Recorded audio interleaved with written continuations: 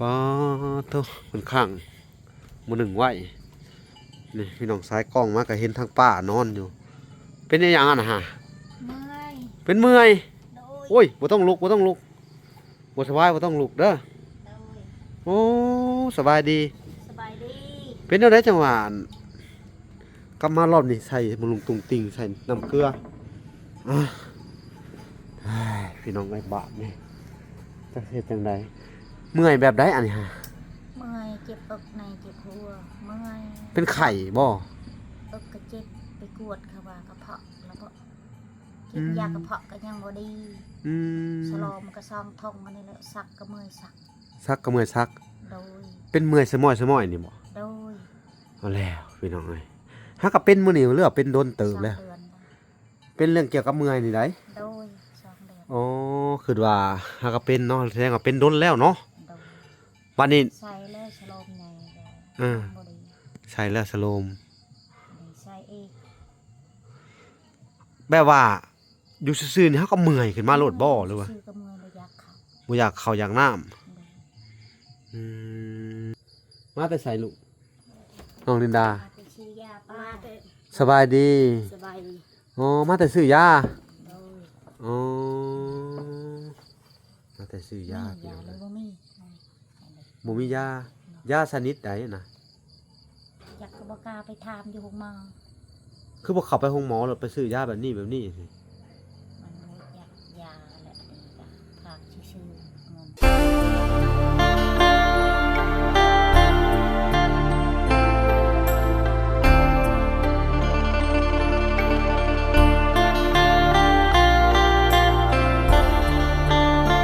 พ่อแม่พี่น้องเนาะหลังจากมาจากเฮือนนั่นทางอันน้องไอ้ไก่ทองพี่น้องเอ้ยเนาะทางเว้าละก็สิได้อันขึ้นไปเยี่ยมยามทางครอบครัวน้องลินดากัญญาต่อพี่น้องเอ้ยเนาะนี่เนาะอือหมู่ว่าเพิ่นอยู่หรือบ่ค่ำแล้วพี่น้องเอ้ยเดี๋ยวสิขออนุญาตขึ้นไปเพิ่นก่อนพี่น้องเอ้ยป้าเท่ามันข้างมือหนึ่งไหวนี่พี่น้องซ้ายกล้องมาก็เห็นทางป้านอนอยู่เป็นอยังไงนะฮะเมื่อย เป็นเมื่อยโดยโอ้ยบ่ต้องลุกบ่ต้องลุกบ่สบายบ่ต้องลุกเด้อโดยโอ้สบายดีสบายดีเป็นอะไรจังหวะกลับมารอบนี้ใส่มะลุงตุงติงใส่น้ำเกลืออ่ะเฮ้ยพี่น้องไอ้บาปนี่จะเฮ็ดจังไดเมื่อยแบบใดอันนี้ฮะเมื่อยเจ็บอกในเจ็บหัวเมื่อย เป็นไข้บ่อกก็เจ็บไปกวดเขาว่ากระเพาะแล้วก็กินยากระเพาะก็ยังบ่ดี อืมสลอมก็ซองทองมานี่แหละสักก็เมื่อยสักซักก็เมื่อยซักโดยเป็นเมื่อยสมอยสมอยนี่บ่ โดยเอาแล้วพี่น้องเอ้ยฮักก็เป็นมื้อนี้เรื่องเป็นโดนเติบแล้ว 2 เดือนเป็นเรื่องเกี่ยวกับเมื่อยนี่ได้โดย2 เดือนอ๋อคือว่าฮักก็เป็นเนาะแสดงว่าเป็นโดนแล้วเนาะโดยวันนี้ใส่แล้วสลอมใหญ่เออบ่ดีใช่แล้วสโลมนี่ใส่อีก แบบว่าอยู่ซื่อๆนี่ฮักก็เมื่อยขึ้นมาโลดบ่หรือว่าซื้อก็เมื่อยบ่อยากเข้าบ่อยากเข้าอยากน้ำอืมทีนี้ลานต้มให้ไข่ก็บ่กินกินหน่อยเดียวกินข้าวบ่แซ่บโดนห้องหมอจะได้ไปแล้วไปกูดอีโกแล้ว ก็บ่มีหยังเนาะเพราะว่ากระเพาะกระเพาะแล้วเจ็บท้องบ่แหละบ้าท้องไม่ได้กินอ่ะกระเพาะมันต้องเจ็บแสบๆมันร้อนเจ็บก็ตอนเจ็บก็ตอนคือเขาตีคือเขาดึงมันเมื่อยพลอยจ้ะเฮ็ดเวียกหนักนี่บ่เกี่ยวกันบ่เลย เกี่ยว อย่างหนัก เฮ็ดเวียกหนักนี่ โดน เฮ็ดอีหยังแหน่เก็บส่วนหลายนี่ เฮ็ดเรียกแบกเขาแบกพื้นแบก โอ้นั่นแหละเจ้าบ่พักผ่อนตัวนั่นแหละเจ้าสิเฮ็ดเวียกหนักเกี่ยวกับตัวนั่นแหละตักน้ำเนาะโดนอยู่ อยู่ให้อยู่ น้ำก็อยู่นาละพุ่นอยู่ห้วยพุ่น อื บ่ ม มีน้ เนาะคือว่าเฮาเมื่อยแต่อยู่ให้อยู่นาเนาะ ำโดน เฮาเฮ็ดเวียกอืมพี่น้องเอ้ย ลานก็อยู่น้ำลานอยู่บ้านนี่แหละ อืมพี่น้อง อ เอ้ย ยู่น้ำลาน ขนาดเจ็บเป็นเนาะ มีไผแยงหลานลูกกำพร้าลากำพร้า โอ้เนาะเพิ่นก็เป็นห่วงหลานแหน่จนบ่ได้ ออกไปให้ไปหน้าน้ำพัวเนาะ โดย อ้าวบาดนี่ทั้งร้านไปทางไหนแหละนี่สองคน ไปซื้อยาป่านี่แหละ อ๋อไปซื้อยาให้เจ้านี่บ่ โดย โอ้ คนอยู่จุดชมของหมอย่างไป เอาอดเอาก่อนเด้อ โดย สู้ๆพี่น้องเอ้ยจักสิว่าจังไดพี่น้องเอ้ยในเมื่อเจ็บเป็นเอ็นอุ่นก็ต้องรักษาไปตามอาการเนาะไปหาแพทย์หาหมอแล้วเนาะ โดยมาเอินมาเอง เอา ผัว อื่นผัวก็มา โดยมามีพายุ โดย ลูกก็ยังน้อย โอ้สู้เด้อ โดย สู่เอาก่อนพี่น้องเอ้ยจะเสร็จจังไดเนาะ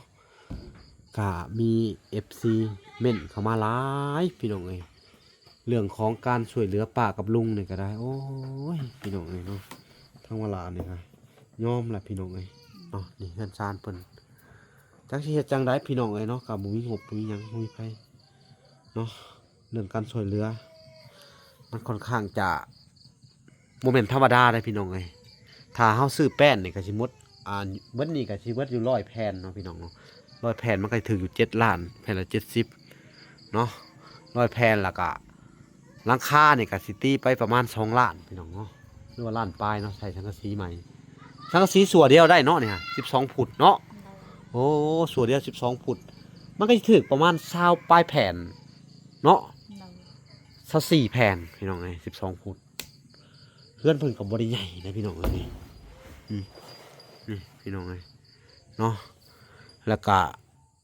มันก็สิถึกอยู่หม่องล้านสังกะสีนี่เนาะล้านกว่าๆเนาะ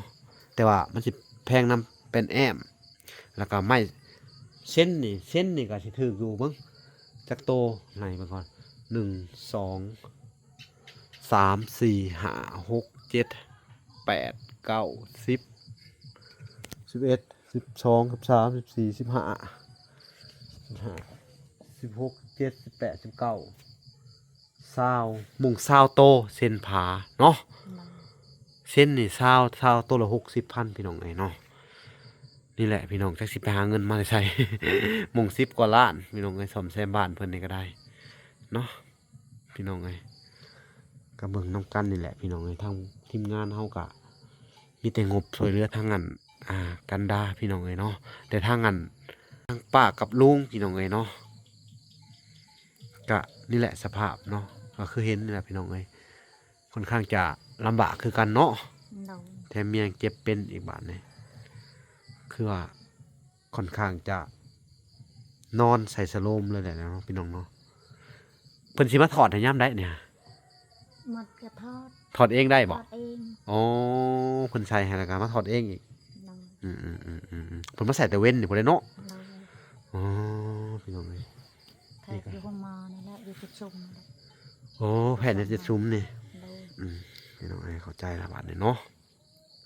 ก็บ่เป็นหยังสู้ๆเด้อ โดย นี่แหละพี่น้องชีวิตของคนเฮามันบ่แน่นอนคือเพิ่นว่าเลยพี่น้องเอ้ยเนาะสิ่งที่แน่นอนคือสิ่งที่บ่แน่นอนเนาะสิ่งที่บ่แน่นอนกับแน่นอนพี่น้องเอ้ยเนาะมันนี่แหละแต่ละครอบแต่ละครัวไปเบิ่งครอบครัวได้ค่ะโอ้ยพี่น้องเอ้ยบ่อยากจะเอ่ยพี่น้องเอ้ยเรื่องการช่วยเหลือนี่ก็จนช่วยบ่ทันพุ่นแหละพี่น้องเอ้ยผู้ใหญ่ก็ได้จักสิเฮ็ดจังไดสักหลังวิดหน้าสักหน้าวิดหลังพี่น้องเอ้ยเนาะก็คือตอนนี้เนาะเรื่องของเฮือนซ่านเพิ่นกันนี่แหละพี่น้องสภาพการเป็นอยู่เนาะ โดย อดเอาก่อนเนาะเผื่อมีบุญวาสนาเนาะ โดย เผื่อมีผู้ใดหรือว่าผู้ใหญ่เนาะเพิ่นแนมเห็นเนาะก็คงจะดีพี่น้องเอ้ยบ่ได้งบช่วยเหลือลุงป้าเพิ่นพี่น้องเอ้ยเนาะถ้าบ่มีก็อดเอาก่อนเด้อ โดย อดเอาก่อนเนาะก็ได้สิว่าจังไดพี่น้องเนาะมันก็เลยขึ้นอยู่กับบุญวาสนาเจ้าคือกันตัวนี้เนาะเพราะว่าการเพิ่นสิให้ไผสักคนหนึ่งนี่เนาะเพิ่นก็ต้องเบิ่งเนาะเบิ่งรอบคอบอีหลีเนาะว่าเรื่องเงินพี่น้องเอ้ยมันก็บ่แม่นว่าสิหาได้ง่ายๆเนาะเปรียบเสมือนเฮาหั่นแหละเนาะคือใส่ตัวเฮาเนาะมื้อหนึงนี่เฮายังหาบ่ได้มื้อละ1,000กีบ2,000กีบนี่เนาะเจ้าหายากได้เงินอยู่บ้านเฮาเนาะแต่ว่าเวลาใช้นี่โอ้ยพี่น้องเอ้ยใช้ง่ายคือหยังเลยเวลา เงินหานี่มันหาค่อนข้างจะยากเลยลำบากเนาะบ่ว่าจะอยู่ไสคือกันเด้อผู้ใหญ่ก็บ่แม่นว่าเพิ่นร่ำเพิ่นรวยดอกเนาะคืออันพ่อๆแม่ๆเนาะทั้งอันน่ะช่องบ่หลาพี่น้องที่ว่าเพิ่นซัปพอร์ตมาก็บ่แม่นว่าเพิ่นร่ำเพิ่นรวยอะบางคนก็เนาะต้องรอเงินนั่นอ่าเบี้ยผู้เฒ่าเนาะเงินยังชีพผู้เฒ่าเดือนละ1,000จังซี่เพิ่นก็แบ่งมาใช้จ่ายในช่วงนี้นำแหน่เพิ่นก็อยากให้สะสมเนาะความดีความงามเนาะอยากสร้างบุญบารมีเนาะอยากช่วยเหลือเนาะเพิ่นก็บางคนก็รอเป็นเดือนเพื่อสิเงินสิออกเนาะก็เป็นธรรมดาผู้เพิ่นที่ช่วยเหลือเฮาจากอยู่ทางเมืองนอกเมืองนาก็ได้พ่อๆแม่ๆก็บ่แม่นว่าเพิ่นสิได้มาง่ายๆเด้อนี่แหละถ้าว่าบ่ถึกชะตากันอีหลีหรอถ้าดวงบ่เข้ากันอีหลีหรอก็บ่ได้เด้อในจุดนี้ก็ต้องอดเอาก่อนทำใจไว้ก่อนพี่น้องเอ้ยบ่แม่นว่าจักสิว่าจังไดพี่น้องเอ้ยเนาะนี่แหละหลายคนก็เม้นมาเนาะว่าโอ้อยากช่วยให้ช่วยทั้งป้าทั้งลุงแด้เพิ่นว่าทั้งบ่ละก็เต็มที่แหละพี่น้องเอ้ยเนาะการนี่แหละจังได๋ก็ถ่ายควบคู่กันไปนั่นแหละทั้งลุงทั้งป้าเพิ่นพี่น้องเอ้ยเนาะถ้าได้รับคนช่วยเหลือก็คงจะดีเนาะเพราะว่าภาระทั้งอันครอบครัวอันของอันลินดาและกัญญานี่ก็โอ้หลายอยู่พี่น้องเอ้ยเนาะแต่ได้ข่าวว่าทางว่าพรก็มีงบซื้อไม้ซื้อหยังพี่น้องเอ้ยเนาะทางว่าลากะสิได้สมทบเข้าไปนั่นแหละแล้วต้องสิโทรสอบถามผู้ใหญ่เพิ่นก่อนพี่น้องเอ้ยเนาะว่าเพิ่นให้อันน่ะซอยแบบใดเนาะว่าลาก็สิเฮ็ดตามจุดประสงค์ของเพิ่นเนาะของเจ้าของเงินพี่น้องเอ้ยส่วนหลายเพิ่นบอกเฮาเฮ็ดเฮาจังเฮ็ดตามเพิ่นบอกเนาะและบางเทื่อบางคนก็เพิ่นก็สิบอกว่าเอ้ยแล้วแต่บ่ลาเด้อบ่ลาจะเฮ็ดหยังก็ได้นะก็เพิ่นก็สิบอกมาแต่ละคนก็บ่คือกันพี่น้องในการช่วยเหลือของเจ้าของเงินเนาะแต่ว่าเงินทางบ่ลานี่เนาะที่ว่าอันน่ะเพิ่นพากมากับทางอ้ายอันสาลิกาเพิ่นก็ว่าค่อยๆเป็นเด้อค่อยๆไปเพิ่นว่าค่อยใช้เนาะจ่ายในครอบครัวน้องในยามจำเป็นเพิ่นว่าเนาะมื้อหน้าทางบ่ลาก็ได้ใช้เงินเพิ่นอันน่ะจ่ายค่าอันตะดินเนาะหรือว่าจ่ายค่าดินไปแล้วก็ประมาณ700,000เต็มเนาะแล้วก็พาน้องไปหาหมอก็80,000พี่น้องเอ้ยเนาะก็ใช้จ่ายตัวนั้นแหละพี่น้องเนาะก็สิเก็บไว้แล้วก็สิโทรไปล้มเพิ่นใหม่อีกทีหนึงเนาะพี่น้องว่าเพิ่นให้ขั้นตอนต่อไปว่าสิจ่ายหยังแหน่เนาะเพราะว่าเงินของเพิ่นพี่น้องเอ้ยขนาดเฮาถือเงินเพิ่นเฮายังระวังพี่น้องเอ้ยแปลว่าในการใช้จ่ายนี่เพิ่นให้ใช้จ่ายแบบใดเฮาต้องเฮ็ดตามเพิ่นได้เนาะเฮาก็บ่ได้สุ่ม4สุ่ม5เนาะในใจเฮาก็อยากมาให้เจ้าโปะแล้วมันก็เป็นไปบ่ได้ถ้าเจ้าของเงินบ่อนุญาตแม่นบ่ โดย นี่แหละพี่น้องเอ้ยมันก็ขึ้นอยู่กับเจ้าของเงินเนาะจักสิเฮ็ดจังไดมีแต่ว่าทางเจ้าก็สู้ๆเด้ออดเอาก่อนเนาะถ้าภาพอันน่ะเป็นใจเฮาก็คงจะได้ถ้าบ่เป็นใจก็เบิ่งกันไปคือว่าสิแหละทางว่าล่ะก็สิมาคอยถ่ายไปจนกว่าน้องๆเพิ่นสิมีเรือนมีซ่านแล้วก็จนกว่าสิมีแนวเปลี่ยนแปลงขึ้นนั่นแหละพี่น้องเนาะเอามาติดตามกันไปเรื่อยๆแบบสิแหละเนาะทุกคนก็สุดยอดความทุกข์ความยากก็บ่มีไผอยากทุกข์หรอกพี่น้องเอ้ยเนาะ หมด จักสิว่าจังไดเนาะ โดย ก็บ่มีไผอยากทุกข์อยากยากหรอกหากโชคชะตากำหนดมาแบบนี้เนาะ โดย เฮ็ดให้เฮาต้องดิ้นรนแน่พี่น้องเอ้ยจังมีอยู่มีกินเนาะคือครอบครัวหลายๆครอบครัวที่ว่าละช่วยไปพี่น้องเอ้ยเนาะก็คือยกตัวอย่างคือครอบครัวไอดอนครอบครัวน้องแนนนาเพิ่นก็สู้ชีวิตอันนี้ได้ ไปหาอยู่หากินแต่ดึกๆตี 3ไปสอนปูสอนปลาหวานแหทางแม่คำตาก็ได้พี่น้องหลังจากมาแล้วก็นึ่งข้าวนึ่งน้ำแล้วก็ไปเฮ็ดเวียกต่อหาเกี่ยวข้าวเกี่ยวน้ำเนาะอันนี้คือกันกับซุมเจ้านี่ก็ยอมรับว่าขยันอยู่เนาะขยันโอเคสอนหลานได้ดีเนาะสั่งสอนลูกหลานได้ดีเป็นคนดีก็ดีใจนำเด้อถ้าซุมเจ้าได้เฮือนได้หยังก็แฮงดีใจนำเนาะในใจก็อยากให้นี่แหละอยากได้นี่แหละอยากให้เพิ่นได้ตัวนี้แหละพี่น้องเอ้ยแต่มันก็เป็นไปบ่ได้เนาะจักสิเฮ็ดจังไดพี่น้องเอ้ยเนาะ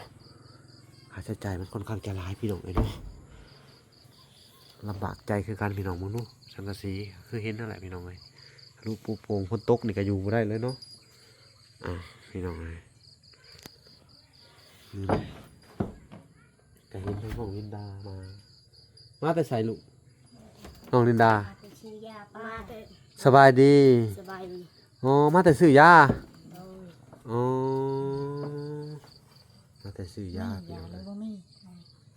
บ่มียาชนิดใดน่ะ อยากกบกล้าไปถามอยู่หงหมอ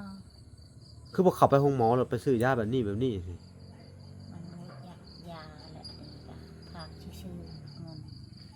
มันบ่กล้าเข้าอยู่หงหมอแหละ บ่กล้าเข้าบ่ โดย บ่กล้าเข้าไปนะ โดย เอ้าได้สิบ่กล้าเลยบัดนี้เฮ็ดได้ระบาดพี่น้องเลย บ่ มัน มี ก็ คน คำมืด บ่ เลย อืม อ๋อเพิ่นผักเนาะ เขาผัก สุขศาลาเพิ่นสิเมื่อมันบ่มีคนอยู่ในห้องหมอบ่ บ่มีแหละ ค่ำแล้วเพิ่นเมื่อกินข้าวกินน้ำถึงสิได้มาใหม่นี่เนาะ กินน้ำโดย หั่นยาเด้อสรุปหั่นยาทั้งนั้นมันก็มีหั่นขายยาอยู่ ได้ไปตลาด จะอยากได้ยาแบบใด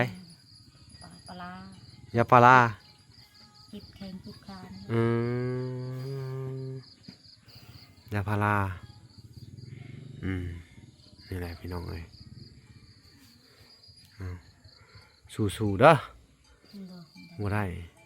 ยาคำมืดแล้วพี่น้องในบ้านนี่จักเสียจังใดวดเอาก้อนซะมื้ออื่นยังเขาเปิดมื้ออื่นเนาะมันก็คำมืดเลยเนาะวดเอาก่อนเดี๋ยวเขาก็อันนั้นดอกนี่พี่น้องเอ้ยบรรยากาศยามค่ำๆโอ้ยค่ำแล้วพี่น้องเอ้ยแต่เป็นค่อยค่ำลงแรงแล้วตกดินแล้วพี่น้องเอ้ยกันยาก็ไปนำกันบ่ โดย ย่างไปตลาดพุ่นเนาะบ่ไกลๆนึงพี่น้องเอ้ยเนาะไปบ่อนเฮาไปคลินิกกันเด้อพี่น้องเอ้ยสุขศาลาหั่นเด้อพี่น้องเนาะพี่น้องเอ้ยโอ้กันยามาแหละมาแล้วบ่ลูก โดย สบายดีลูก สบายดี มึงเริ่มมืดค่ำมืดแล้วพี่น้องเอ้ยเอ้ามันค่ำแล้วบ้านนี่จักเสียจังไดเด้อมีแต่มาเป็นกำลังใจให้เจ้านี่แหละเด้อสู้ๆก่อนทั้งเบิ่งมื้ออื่นอันน่ะสิซื้อยามาฝากดอกเอายังนะพาราบ่ โดยกับให้ดีอันนั้นจิบตอนจิบ ปวดโตปวดเมื่อยเนาะ โดย เอาพี่น้องเอ้ยแต่สิซื้อมาให้เพิ่นอยู่มื้ออื่นเนาะเพราะว่าอันได้เข้ามาแต่เช้าพี่น้องเอ้ยเอาคลิปนี้ก็ค่ำมืดแล้วเวลาก็จะได้กลับก่อนเด้อ โดย เอาบ่มีหยังหลายพี่น้องเอ้ยมาเยี่ยมมายามเพิ่นบ่เป็นหยังเด้อสู้ๆเด้อ โดย สู้ๆแต่ละคนอดเอาก่อนเนาะเอาเวลาก็สิขอตัวลำลาไปก่อนเด้อ โดย เอา สบายดี โดยสบายดีคลิปนี้ก็ สบายดี พี่น้องเอ้ยพอกันใหม่อีกคลิปหน้าพี่น้องเอ้ยเนาะฝากไปติดตามตอนคลิปต่อไปพี่น้องว่าสิมีอิหยังแหน่เกิดขึ้นครับครอบครัวทั้งน้องนั้นนาเฮ้ยครอบครัวน้องกัญญาและน้องลินดาพี่น้องเอ้ยพบพอกันใหม่อีกคลิปหน้าคลิปนี้ขอกล่าวคำว่าสบายดีและสวัสดีเด้อพี่น้องบ๊ายบาย